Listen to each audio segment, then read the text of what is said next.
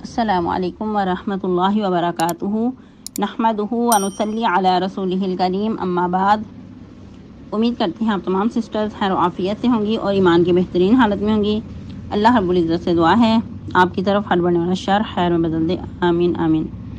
پیاری سسٹرز، ہم لوگ سورۃ المائدہ کی آیہ مبارکہ 89 تک ٹرانسلیشن اور تفسیر آیہ مبارکہ 88 تک پڑھ چکے تھے۔ آج مزید 2 آیہ مبارکہ کی ٹرانسلیشن کریں گے اور تفسیر کا لیسن آیہ مبارکہ 89 سے سٹارٹ کریں گے اور ساتھ میں 88 کو بھی لے کے چلیں گے۔ رب اشرح لی صدری ویسر لی امری واحلل عقدۃ من لسانی یفقہوا قولی اللہم بارک لنا فی اوقاتنا اللہم فقہنا فی الدین اللہم انی اسألک الہدی والتقی والعفاف والغنی اللہم الہمنی رشدی وأعذنی من شر نفسی اعوذ باللہ من الشیطان الرجیم بسم اللہ الرحمن الرحیم۔ یا ایہا الذین آمنوا انما الخمر والمیسر والانصاب والازلام رجس من عمل الشیطان فاجتنبوه لعلکم تفلحون۔ انما يريد الشيطان ان يوقع بينكم العداوة والبغضاء في الخمر والميسر ويصدكم عن ذكر الله وعن الصلاة فهل انتم منتهون۔ ٹرانسلیشن۔ یا ایھا الذین آمنوا، اے لوگو آمنو جو ایمان لائے ہو، انما الخمر والمیسر، بے شک شراب اور جوا، والانصاب اور بت، والازلام اور پانسے، رجسن عمل ہیں رجسن ناپاک ہے، من عمل الشیطان، شیطان کے عمل سے ہے یا شیطانی عمل ہے، فاجتنبوہ تو اس سے بچو، لعلکم تفلحون تاکہ تم فلاح پا جاؤ۔ انما یرید الشیطان، بے شک چاہتا ہے شیطان، ان یوقع بینکم العداوۃ والبغضاء، یہ کہ ڈال دے درمیان تمہارے عداوت اور بغض، فی الخمر والمیسر، شراب اور جوے کی وجہ سے، وَيَصُدَّكُمْ عَنْ ذِكْرِ اللَّهِ، اور روکے تم کو اللہ کی یاد، وعن الصلاۃ اور نماز سے، فَهَلْ أَنْتُمْ مُنْتَهُونَ تو کیا ہو تم اس سے باز آنے والے۔ تفسیر آیہ مبارکہ 89 سے اللہ رب العزت فرما رہے ہیں کہ اللہ تمہیں معاہدہ نہیں کرے گا، تمہارا معاہدہ نہیں کرے گا تمہاری لغو قسموں پہ، لیکن جو تم نے قصد دل سے قسمیں کھائیں اس پہ تمہارا معاہدہ کرے گا۔ تو اس کا کفارہ کیا ہے؟ 10 مساکین کو اوسط درجے کا کھانا کھلانا، یا ان کو کپڑے پہنانا، یا ایک گردن غلام آزاد کرنا۔ لیکن جو ان میں سے کچھ نہ پائے، کسی کو یہ چیزیں میسر نہ ہوں، تو 3 دن کے روزے رکھنا ہے، یہ اس کی قسموں کا کفارہ ہے جب انسان قسمیں کھا لے۔ پھر کہا کہ حفاظت کرو اپنی قسموں کی، اسی طرح اللہ تعالیٰ کھول کھول کر بیان کرتا ہے تمہارے لیے اپنی آیات تاکہ تم شکر ادا کرو۔ ہم لوگ کل کے لیسن میں پڑھ رہے تھے کہ اللہ رب العزت نے ایمان والوں کو مخاطب کر کے فرمایا کہ جو چیزیں اللہ رب العزت نے تمہارے لیے حلال پکیزہ رکھی ہیں ان کو بلا وجہ جان بوجھ کر حلال نہ کرو، حرام نہ ٹھہراؤ، اپنی طرف سے خود ساختہ فتوے نہ دو، خود ساختہ اپنی طرف سے ان کو حرام نہ کرو، اور پھر حد سے نہ بڑھو۔ حد سے بڑھنے سے کیا مراد ہے کہ یہ چیزیں استعمال کرو ایک لمٹ میں رہ کر، حدود کراس نہ کرو، یعنی کہ ایکسٹریم پہ نہ جاؤ۔ عموماً کیا ہوتا ہے، یا تو انسان بالکل ان کو چھوڑ دیتا ہے، یا پھر ان چیزوں میں دنیا میں اتنا ہی مگن ہو جاتا ہے کہ جو اس کے فرائض ہیں، جو اس کا دنیا پہ آنے کا مقصد ہے، وہی انسان بلا لیتا ہے، فراموش کر دیتا ہے۔ تو ہمیں اعتدال کی راہ اختیار کرنے کو کہا گیا، جیسا کہ ہم امت محمدیہ ہیں، اعتدال میں رہنے والی امت ہیں، تو ایکسٹریم پہ نہیں جانا، اعتدال میں رہتے ہوئے کرنا ہے، نہ تو بہت زیادہ انسان ان چیزوں میں ہی مگن ہو جائے کہ دنیا میں ہی مگن ہو جائے، جو باقی اس کے فرائض ہیں، اس کی جو ذمہ داریاں ہیں، جو اس کے حقوق ہیں، چاہے حقوق اللہ ہیں یا حقوق العباد ہیں، وہی فراموش ہو جائیں، ایسا دنیا میں نہ کھپ جائے۔ کیونکہ جو انسان دنیا میں لگ جاتا ہے اور علم ہونے کے بعد پھر بھی دنیا کی طرف ہی لگ جاتا ہے اور جو آخرت ہے اس کو پس پش چھوڑ دیتا ہے، تو ایسے شخص کی مثال بہت بری ہے۔ اللہ رب العزت نے ایسے شخص کی مثال پھر کتے کے ساتھ تشبیہ دی ہے کہ ایسے شخص کی مثال اس کتے کی جیسی ہے کہ جس کے اوپر کتابوں کا بوجھ لاد دیا جائے، تو اس سے کوئی فرق نہیں پڑے گا، اس کے لیے تو بوجھ ہی ہے، اس نے پھر بھی زبان لٹکائی ہی پھرنا ہے، اگر بوجھ اٹھا بھی لو تو پھر بھی اس کی جو عادت ہے اس نے عادت وہ پوری کرنی ہے۔ تو ایک یہ جو کتا ہے وہ بہت ایک قبیح جانور ہے، کوئی اس کو پسند نہیں کرتا اور قابل نفرت، اور ایسے جو جانور سے گن آتی ہے انسان کو۔ تو اس کے ساتھ تشبیہ دی گئی ہے ایسے شخص کی جو دنیا پہ آنے کا مقصد بھول جاتا ہے، علم ہونے کے باوجود دنیا کو ہی اول ترجیح دیتا ہے، آخرت کو پس پش چھوڑ دیتا ہے۔ تو پھر ایسے شخص کی مثال اللہ نے اس طرح دی ہے کہ گویا اس کی مثال کتے جیسی ہے۔ تو کرنا کیا ہے کہ جو اللہ نے رزق حلال طیب عطا کیا ہے اس کو استعمال کرو، لیکن ایک لمٹ میں رہ کر، اور اللہ کا جو مطالبہ ہے ہم سے وہ تقوی اختیار کرنا، اس پہ ایمان لانا ہے۔ پھر جیسا کہ کھانے کی بات ہوئی، تو کھانے کے ساتھ ساتھ انسان کے اعمال میں کچھ اور بھی کمیاں ہو جاتی ہیں، کیونکہ کھانے کا تعلق بھی انسان کی زبان سے ہے، کیونکہ زبان ایک واحد ہمارا عضو ہے کہ وہ ذائقے چکھتی ہے، اور ذائقے کا پتہ لگانے کے لیے بہت ضروری ہوتا ہے کہ ہماری زبان بھی ساتھ دے۔ کسی بھی چیز کو چکھنے کے لیے زبان بہت بڑا کردار اپناتی ہے۔ تو بعض لوگ جب بیمار ہوتے ہیں تو اگر کسی ذائقے کا پتہ نہیں چلتا تو گویا کہ زبان کے جو مسام ہیں وہ اس وقت بند ہو چکے ہوتے ہیں، وہ صحیح طرح سے کام نہیں کرتی، تو ایسا شخص بھی بیمار کہلایا جاتا ہے۔ تو زبان سے ہم اور کیا کیا کام کرتے ہیں، بعض اوقات بلا وجہ استعمال کر لیتے ہیں اور سوچے سمجھے بغیر ہی زبان کا غلط استعمال کر لیتے ہیں، عادتاً ہی قسمیں کھاتے رہتے ہیں، اللہ کی قسم میں نے یہ کیا، اللہ کی قسم میں نے وہ کیا۔ بعض اوقات لوگوں کی جو تکیہ کلام ہوتا ہے وہی قسموں پہ ہوتا ہے، بات بعد میں کرتے ہیں، پہلے قسم اٹھاتے ہیں۔ تو اللہ رب العزت کیا فرما رہے ہیں کہ جو لغو قسم ہے، جو انسان بلا ارادہ قسم اٹھا لیتا ہے، اس پہ مواخذہ نہیں کیا جائے گا، کیونکہ عرب کا جو قاعدہ کلیہ تھا ان کی عادت تھی کہ وہ بات میں واللہ اور اس طرح کے الفاظ یوز کر جاتے تھے، تو اس پہ اللہ تعالیٰ مواخذہ نہیں کریں گے، لیکن مواخذہ کس پہ ہوگا؟ جو انسان دل کے ارادے سے قسم کھائے، وَلَٰكِن يُؤَاخِذُكُم بِمَا عَقَّدتُّمُ الْأَيْمَانَ۔ تو جو شخص انسان یعنی کہ دل کے ارادے سے قسم کھائے گا اس پر اس کا مواخذہ ہوگا، اور مواخذہ کس پہ ہوگا؟ اگر انسان نے جانور کا جھوٹی قسم اٹھا لی ہے تو اس پہ اس کی پکڑ ہوگی۔ ادھر تھوڑی سی وضاحت کر دوں کہ بلا وجہ جان بوجھ کے قسم اٹھانا پسندیدہ نہیں ہے، البتہ اگر بہت ہی مجبوری ہے، کوئی ضرورت ہے تو پھر قسم اٹھائی جا سکتی ہے، لیکن قسم اگر اٹھانی ہے تو صرف اللہ رب العزت کے نام کی ہی اٹھانی ہے، اللہ کے علاوہ کسی کی بھی قسم اٹھانا جائز نہیں، یہاں تک کہ جو خانہ کعبہ اتنا مکرم ہے، اتنا محترم ہے، اس کی بھی قسم نہیں اٹھائی جا سکتی، نہ قرآن کی قسم اٹھائی جا سکتی ہے، نہ ایک دوسرے کی قسم اٹھائی جا سکتی ہے۔ جس طرح کہ کچھ لوگ جہالت میں ایک دوسرے کی قسم یوں اٹھاتے ہیں کہ مجھے تیری جان کی قسم، یا پھر جو کچھ لوگ عاشق مشوقے میں بھی آ کر اس طرح کی قسمیں اٹھا لیتے ہیں، تو بالکل بھی غلط ہے، حرام ہے۔ جس طرح کہ سیدنا عمر فاروق رضی اللہ تعالیٰ عنہ کہتے ہیں کہ ہمیں نبی صلی اللہ علیہ وسلم نے منع کیا کہ جب انسان قسم اٹھائے تو کسی کی قسم نہ اٹھائے، غیر اللہ کی، اللہ کے سوا کسی کی بھی قسم اٹھانا جائز نہیں ہے۔ کہتے پھر ہم اس طرح کہہ رہے تھے کہ رب کعبہ کی قسم، یعنی کہ کعبہ کا بھی رب اللہ ہے، تو اس کی قسم پھر اٹھا لیا کرتے تھے۔ تو مزید عمر فاروق یہ بھی کہتے ہیں کہ اس کے بعد پھر میں نے نہ کبھی بھول کر غیر اللہ کی قسم اٹھائی اور نہ کبھی جان بوجھ کر۔ اتنا زیادہ صحابہ کرام اس معاملے میں کانشیس رہتے تھے کہ جو نبی صلی اللہ علیہ وسلم نے ہمیں منع کر دیا ہے، جس چیز کی تعلیمات دے دی ہیں، اس پہ پھر کس طرح عمل پیرا ہونا ہے۔ ہماری طرح نہیں کہ آج ایک کام سے منع کیا گیا، کسی چیز کے بارے میں کرنے کو کہا گیا تو پھر بھول گئے، پھر اس کے خلاف کر دیا، اس سے الٹ کر دیا، پھر کہا کہ میں تو بھول گئی تھی، مجھ سے تو غلطی ہو گئی ہے۔ وہ بہت کیئرفل رہتے تھے اس معاملے میں کہ جو نبی صلی اللہ علیہ وسلم نے منع کر دیا یا کسی چیز کا حکم کر دیا تو اس کو ویسے ہی بجا لانا ہے جیسا آپ صلی اللہ علیہ وسلم نے حکم کر دیا ہے۔ اور پھر مزید یاد رہے کہ قسموں کی 3 اقسام ہیں۔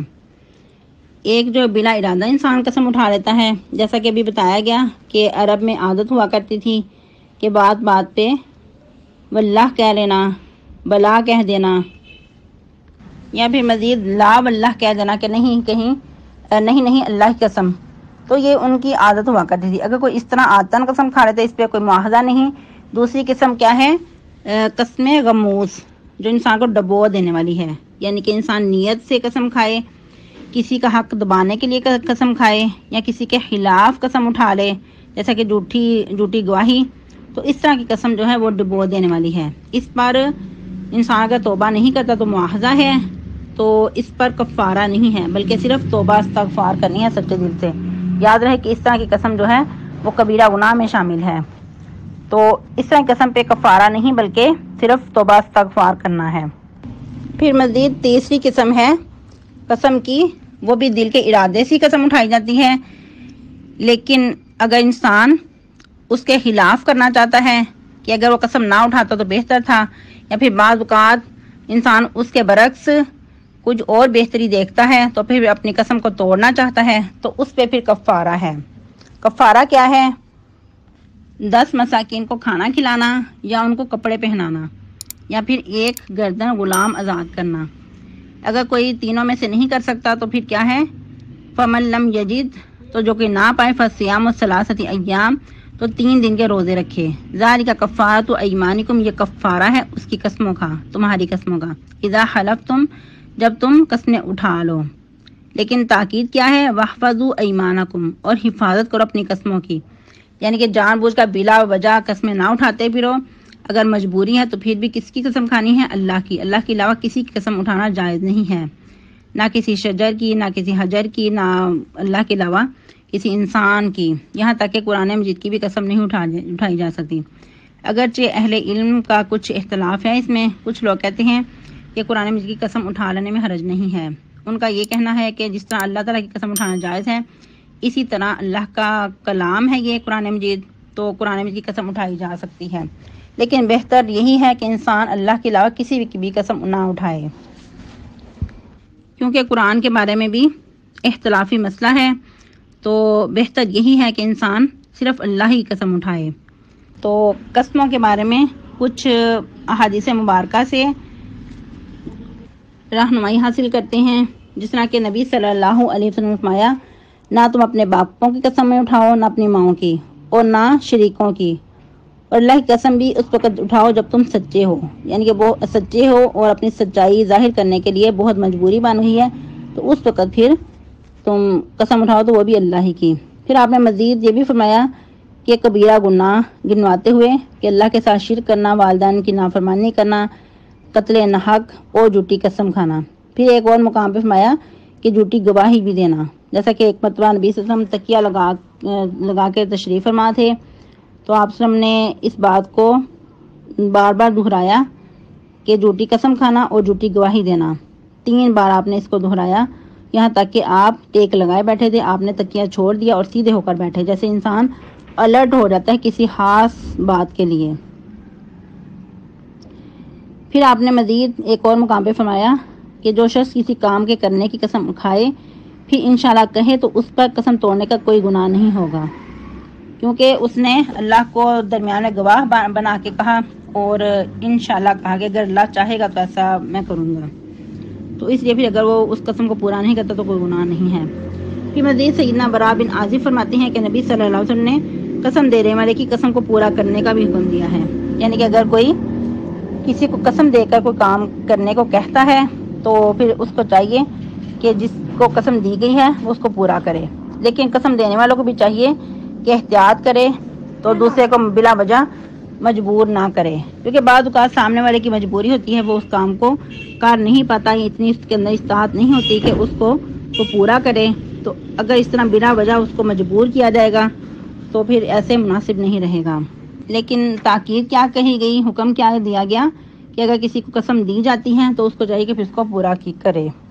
پھر آپ صلی اللہ علیہ وسلم نے مزید یہ بھی فرمایا کہ اگر تم کسی کام کے کرنے کی قسم کھا لو پھر کسی اور کام بہتری سمجھو تو اپنی قسم کا کفارہ ادا کر دو اور وہ کام کرو جس میں بہتری ہے۔ پھر مزید کہ نبی صلی اللہ علیہ وسلم نے بھی ایک بار قسم اٹھا لی کہ میں شہد نہیں کھاؤں گا، لیکن وہ قسم جو تھی وہ ایسی تھی کہ قسم اٹھانا پسندیدہ نہیں تھا، یا پھر حلال چیز کو اپنے اوپر حرام کرنے والی چیز تھی، تو اس لیے پھر اس قسم کو آپ صلی اللہ علیہ وسلم نے توڑ ڈالا۔ جس طرح کہ نبی صلی اللہ علیہ وسلم نے جب یہ قسم اٹھائی تو اس وقت اللہ رب العزت نے قرآن میں یوں نقشہ کھینچا، یا ایھا النبی لما تحرم ما احل اللہ لک۔ سورۃ تحریم کے شروع میں اللہ تعالیٰ اس بات کو بیان کر رہے ہیں کہ نبی صلی اللہ علیہ وسلم جس چیز کو اللہ رب العزت نے آپ پہ حلال کیا ہے اس کو آپ حرام کیوں کرتے ہیں؟ کیا اس سے آپ اپنی ازواج کی رضامندی چاہتے ہیں؟ یہ واقعہ بھی بہت دلچسپ ہے، نیکسٹ انشاءاللہ کبھی موقع ملا تو مکمل واقعہ بیان کیا جائے گا۔ وہ واقعہ سیدہ حفصہ رضی اللہ تعالیٰ عنہا تھیں اور غالباً سیدہ زینب تھیں، ان دونوں کے ساتھ یہ معاملہ پیش آیا تھا۔ تو اس وقت اللہ رب العزت نے نبی صلی اللہ علیہ وسلم کو بھی تنبیہ کر دی کہ آپ بلا وجہ اس طرح قسم نہ اٹھائیں، جو چیز اللہ نے شہد آپ کے لیے حلال کیا ہے تو اس کو آپ جان بوجھ کر اپنے اوپر حرام نہ کریں۔ پھر نبی صلی اللہ علیہ وسلم نے یہ بھی فرمایا کہ قسم میں قسم دلانے والے کی نیت کا اعتبار ہوگا، یعنی کہ اس نے کس نیت سے وہ قسم کھائی تھی، اس کی نیت کو دیکھ کر اس پہ پھر ویسے عمل کیا جائے گا۔ پھر مزید سیدنا عمر فاروق رضی اللہ تعالیٰ عنہ فرماتے ہیں کہ نبی صلی اللہ علیہ وسلم نے فرمایا، اگر کسی کو قسم کھانا ہی ہے تو اللہ کی قسم کھائے ورنہ چپ رہے۔ کہ بار بار احادیث سے پتہ چلتا ہے کہ اگر کوئی انسان قسم کھانا چاہتا ہے تو اللہ کے سوا کسی کی قسم نہ اٹھائے۔ ادھر تھوڑی سی مزید آیت مبارکہ کی روشنی میں وضاحت کر دوں کہ سب سے پہلے کیا ہے کہ اگر قسم کا کفارہ دینا ہے، قسم کو توڑنا ہے، اس کے برعکس کچھ اور بہترین نظر آتی ہے، تو پھر کیا کرنا ہوگا؟ سب سے پہلا جو کفارہ ہے 10 مساکین کو کھانا کھلانا یا ان کو کپڑے دینا، تو یا پھر تیسری چیز غلام آزاد کرنا۔ اب غلام تو نہیں ہمارے معاشرے میں، سب سے پہلے کھانا کھلانا ہے یا پھر کپڑے پہنانا۔ تو عموماً کیا کیا جاتا ہے، ان سب چیزوں کو اگنور کر دیا جاتا ہے، اور جو آسانی والی چیز ہے روزہ رکھنے والی، بس اس کو ہی رکھ لیا جاتا ہے۔ تو کوشش کیا کرنی چاہیے کہ سب سے پہلے جو کھانا کھلانے والی چیز ہے اس کو ترجیح دینی چاہیے۔ کھانا کون سا ہے؟ بہت عمدہ کھانا نہیں کہ جو انسان کی پہنچ سے باہر ہو، یا پھر اتنا بھی گھٹیا نہیں کہ انسان اچھا کھانا کھلا سکتا ہے لیکن بالکل ہی گھٹیا قسم کا کھلا دے۔ بس یہ کہ جو انسان اب روزمرہ اپنے گھر والوں کو، اپنے بیوی بچوں کو کھلاتا ہے ویسا ہی کھانا۔ اگر کوئی دال روٹی کھلاتا ہے تو دال روٹی دے دے، اگر کوئی بہت عمدہ کھانا کھلاتا ہے، اتنی استطاعت رکھتا ہے، تو پھر اس کے مطابق کفارے میں اس طرح کا کھانا دیں۔ تو 10 مساکین کو کھانا کھلانا ہے۔ اب کچھ لوگ کہتے ہیں کہ بس ٹھیک ہے ہم پیسے دے دیں کافی ہوگا، ایسا نہیں ہے، بلکہ کھانا کھلانے کا کہا گیا ہے، اور وہ بھی مساکین کو۔ اور کچھ لوگ کہتے ہیں کہ ٹھیک ہے جو کہیں بچے تربیت تعلیم حاصل کرتے ہیں مدرسے وغیرہ میں، بچوں کو کھانا کھلا دیں۔ تو یاد رہے کہ مساکین کو کہا گیا ہے، کہ جو واقعی آپ کو لگتے ہیں مساکین، کیونکہ جو بچے اس طرح پڑھتے ہیں جامعہ میں وہ بہت اچھی حیثیت کے ہوتے ہیں مالک، سبھی مساکین کی کیٹیگری میں نہیں آتے۔ تو ایسے گھر ڈھونڈ کر ان کو کھلایا جائے کھانا کہ جو واقعی مساکین کی کیٹیگری میں آتے ہیں۔ پھر ان کو کپڑے دینا، اور کپڑے میں صرف یہ نہیں کوئی ایک کپڑا آپ دے دیں، کوئی شال دے دیں، کوئی دوپٹہ دے دیں، اس قسم کا نہیں، بلکہ باقاعدہ سوٹ جو روزمرہ پہنے جاتے ہیں وہ دیے جائیں گے، اور وہ بھی کتنے؟ 10 مساکین کو۔ یعنی کہ کہا گیا کھانا کھلاؤ یا پھر ان کو کپڑے پہنانا، کس واتہم کہا گیا، یا پھر ایک گردن غلام آزاد کرنا۔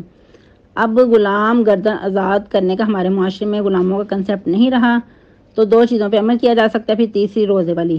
اب یہ ساری چیزیں گزر کے پھر روزے کی باری آئی ہے کہ جو کہ سب ان میں سے میسر اس کو نہیں ہے، اتنی استطاعت نہیں، تو پھر وہ کیا کرے، 3 دن کے روزے رکھ لے، اور روزے مسلسل رکھنے ہوں گے۔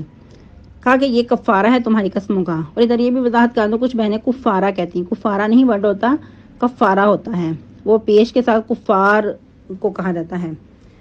تو یہ جو کسی کمی کا ازالہ کرنے کے لیے بولا جاتا ہے اس کو کفارہ کہا جاتا ہے۔ ذالک کفارۃ ایمانکم، یہ کفارہ ہے تمہاری قسموں کا، اذا حلفتم، جب تم قسمیں اٹھا لو، واحفظوا ایمانکم، اور سب سے پہلے کیا ہے کہ اپنی قسموں کی حفاظت کرو، بلا وجہ ہی منہ کھول کے جو منہ میں آیا نہ بول دو، بلکہ سوچ سمجھ کر بولو، اور اپنی قسموں کی حفاظت کرو۔ اور اس میں یہ بھی کہ اللہ کے علاوہ کسی قسم نہ اٹھاؤ، اور اس کے بعد کہ جو قسم اٹھا رہے ہو وہ سوچ سمجھ کر اٹھاؤ، یہ نہیں کہ کسی کی حق تلفی ہو رہی ہو تو اس پہ تم قسم اٹھا رہے ہو۔ تو یہ چیزیں سب پہلے تولو پھر بولو. کذالک یبین اللہ لکم آیاتہ، اسی طرح اللہ رب العزت کھول کھول کر اپنی نشانیاں بیان کرتا ہے، اپنی آیات بیان کرتا ہے، لعلکم تشکرون، تاکہ تم شکر ادا کرو. تو کس پہ شکر ادا کرنا ہے کہ اللہ نے جو ہمیں رخصتیں دی ہیں، جو ہمیں سہولیات دی ہیں، ہمارے گناہوں کا جو بوجھ ہے وہ اتارنے کی ہمیں رہنمائی کی ہے، تو اس پہ اللہ کا شکر ادا کرنا ہے. ورنہ پتہ نہیں انسان کہاں گمراہیوں میں، کہاں پستیوں میں بھٹکتا پھرتا، کہیں گناہوں کے بوجھ تلے دبا رہتا. تو اللہ تعالیٰ نے ہماری رہنمائی کر کے ہمیں آسانیاں عطا کی ہیں، اس پہ کثرت سے اللہ کا شکر ادا کرنا ہے. اس سے ہمارے اسلام کی، دین اسلام کی خوبصورتی کا پتہ چلتا ہے کہ اللہ رب العزت نے ہر قدم پہ، ہر موڑ پہ ہماری رہنمائی کی ہے. اتنا خوبصورت دین کسی اور مذہب میں نہیں پایا جاتا کہ ہر قدم پہ انسان کی اتنی پیاری رہنمائی کی گئی ہو. الدین النصیحہ، دین جو ہے سراسر خیر خواہی پہ مبنی ہے. اس میں نہ کسی قسم کی کمی ہے اور نہ کسی قسم کا اضافہ ہے. دین مکمل ہو چکا. الیوم اکملت لکم دینکم واتممت علیکم نعمتی. اللہ تعالیٰ نے ہماری رہنمائی کر کے ہمارے اوپر بہت بڑی نعمت عطا کی، بہت بڑا احسان کیا ہے. تو اس احسان کے بدلے میں ہمیں اللہ کا کثرت سے شکر ادا کرنا ہوگا. ادھر ایک اور چیز بہت طلب غور ہے کہ جیسے دیکھیں کہ کوئی بھی کفارہ ہے، اس میں غلام کا کنسیپٹ بھی پایا جاتا ہے کہ غلام آزاد کرنے کا کہا گیا. اب دیکھیں کہ اللہ رب العزت انسانیت کے بارے میں کیا منشا رکھتے ہیں، کیا چاہتے ہیں کہ انسانیت کو آزادی دلائی جائے. لیکن ہم لوگوں نے اپنی گردنوں میں غلامی کے طوق پہن لیے ہیں. ہم نے دوسروں کی نکالی کر کے اپنے اوپر بہت بڑے بڑے بوجھ لا دیے ہیں، حالانکہ دین اسلام نے ہمیں آزاد چھوڑا ہے. ہر قسم کے جو روایات ہیں، جو من گڑت معاشرے میں رواج ہیں، تو ان سے آزاد رکھا ہے. لیکن ہم لوگ دوسروں کے رسم و رواج میں ہندوانہ رسمیں اپنا کر اپنے اوپر بہت بڑے بڑے بوجھ لاتے ہیں، بہت بڑے بڑے طوق اپنی گردوں میں ڈالے ہوئے ہیں، اپنی زندگیوں کو خود ہی اجیرن بنایا ہوا ہے. آج کے لیے اتنے کافی ہے. آپ لوگوں نے شعوری طور پہ تسبیحات کرنی ہے سبحان اللہ والحمدللہ کی. شعوری طور پہ اللہ کا شکر ادا کرنا ہے. اللہ تعالیٰ نے ہمیں دین اسلام جیسی نعمت سے نوازا ہے. اور کل فرائیڈے ہے، فرائیڈے کی آپ کو چھٹی ہے. اور آپ کو جو ٹیسٹ کے بارے میں کہا گیا تھا، تو کچھ اہم مصروفیات کی وجہ سے ابھی آپ کا ٹیسٹ نہیں، لیکن آپ لوگ تیاری جاری رکھیں. اور اس کے علاوہ ایک اور اہم اناؤنسمنٹ کہ جیسا کہ الحمدللہ آپ کے 6 پارہ کمپلیٹ ہو چکے، تو 5 پارے جو پہلے آپ پڑھ چکے ہیں تو ان کا بھی آپ کا ٹیسٹ ہوگا، گرینڈ ٹیسٹ. وہ نیکسٹ فرائیڈے کو انشاءاللہ کوشش کریں گے کہ آپ سے لے لیا جائے. تو آپ نے بہت اچھی سی تیاری کرنی ہے، اس کا انشاءاللہ آپ کو بہت فائدہ ہوگا. تو یہ جو 6 پارہ ہے تو اس کی انشاءاللہ آپ کو بھی بتا دیا جائے گا کہ کس دن ہم رکھتے ہیں. کوشش ہوگی کہ سنڈے کو ٹیسٹ لے لیا جائے یہ 6 پارے کا. تو کچھ لوگوں کا پوچھنا تھا کہ ریٹن ہوگا، اورل ہوگا، تو آپ لوگ ہر طرح سے تیار رہیں. کسی طرح بھی حملہ ہو سکتا ہے. اپنے جو آپ ہتھیار ہیں وہ ہر طرح سے مضبوط رکھیں. اور انشاءاللہ کوشش ہوگی کہ کل آپ کو فہم القرآن میں 6 پارہ سینڈ کر دیا جائے گروپ میں. تو وہ آپ لوگ لازمی سنیے گا. انشاءاللہ آپ کو اس میں ٹیسٹ کی تیاری میں بہت فائدہ ہوگا. اور کل فرائیڈے کی سنتوں کا خیال رکھیے گا، اسپیشلی سورۃ الکہف، مسواک اور صدقہ خیرات اور درود شریف کی کثرت.